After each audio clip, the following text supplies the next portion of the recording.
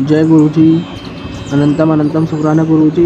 गुरु जी की सारी प्यारी संगत को, मेरे सब भाइयों और बहनों को गोवर्धन पूजा और समृद्धि के इस महापर्व पर मन से प्रणाम और ढेर सारा प्यार। संगत जी, आज का दिन रिश्तों के साथ साथ हमारे अंदर के भाव की सबसे बड़ी परीक्षा का दिन है। हम सब जानते हैं कि गोवर्धन पूजा क्यों होती है, क्योंकि इंद्रदेव को घमंड आ गया था और हमारे प्यारे श्री कृष्ण जी ने छोटी उंगली पर पहाड़ उठाकर उनका अहंकार तोड़ दिया। पर क्या हमने कभी सोचा है कि गुरुजी यह कहानी हमें क्यों सुनाते हैं? गुरुजी यह कहानी इसलिए सुनाते हैं ताकि हमें पता चले कि हमारे अंदर भी एक इंद्रदेव बैठा है जिसका नाम है अहंकार। जब हमें लगता है कि सब कुछ हमारी मेहनत से हो रहा है, जब हमें लगता है कि हम खुद दुनिया चला रहे हैं, जब हम गुरुजी को शुक्राना बोलना भूल जाते हैं, तो समझ लीजिए हमारे अंदर का इंद्रदेव जाग गया है। और जब अहंकार आता है तो गुरुजी उसे तोड़ने के लिए खुद गोवर्धन पर्वत बन जाते हैं। आज का सत्संग यही साबित करता है कि गुरुजी साक्षात महाशिव है। उनके सामने पैसे का घमंड, ताकत का घमंड या ज्ञान का घमंड कोई नहीं टिक सकता। यह कहानी हमें बताती है कि कैसे एक बहुत बड़े व्यापारी का सारा व्यापार जीरो हो गया क्योंकि उसे घमंड आ गया था।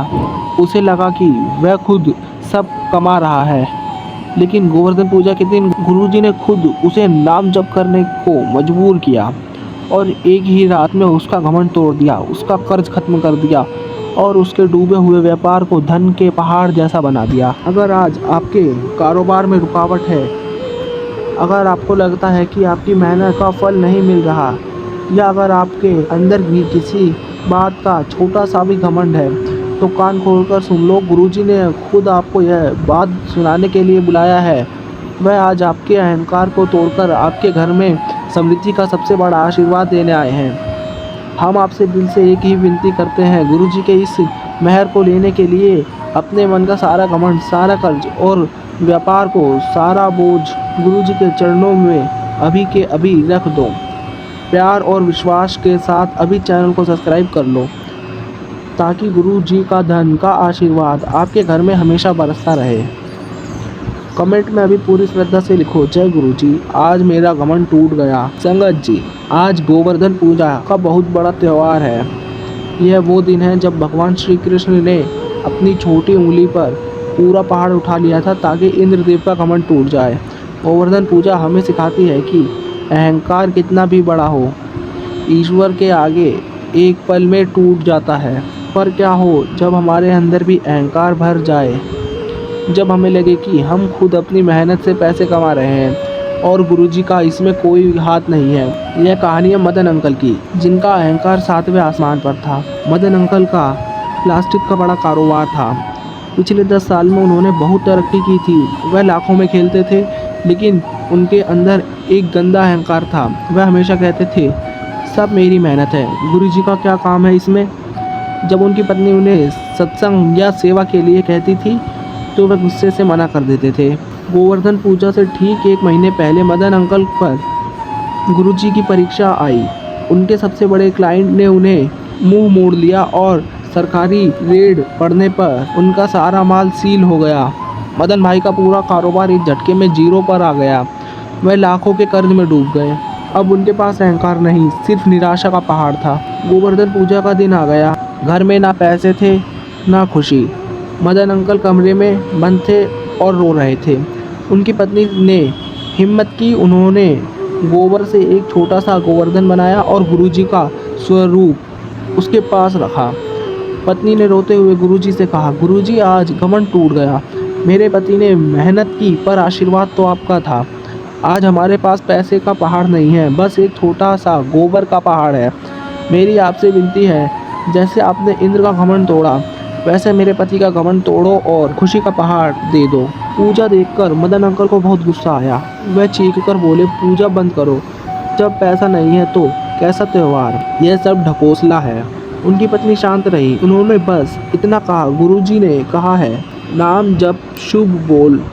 मदन भाई गुस्से में ही बुदबुदाते हुए कमरे में वापस चले गए और उन्होंने ना चाहते हुए भी धीरे धीरे गुरुजी का नाम जपना शुरू कर दिया। ओम नमः शिवाय, गुरुजी सदा सहाय। यह नाम जब पहली बार वह दिल से नहीं पर निराशा में कर रहे थे।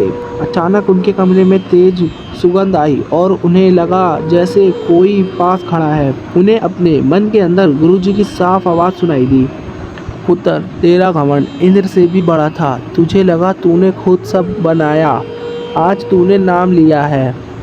अब मैं तुझे दिखाऊंगा कि असली पहाड़ कौन उठाता है। उठ, समृद्धि का प्रसाद खा और शुक्राना कर। मदन अंकल डर गए, हैरान हो गए। वह तुरंत उठे और भागकर अपनी पत्नी के पास गए, जो अभी भी पूजा कर रही थी। मदन अंकल ने पहली बार गुरुजी के पैर छुए और कहा, मुझसे बहुत बड़ी गलती हुई, मैंने गुरुजी को बहुत बुरा कहा।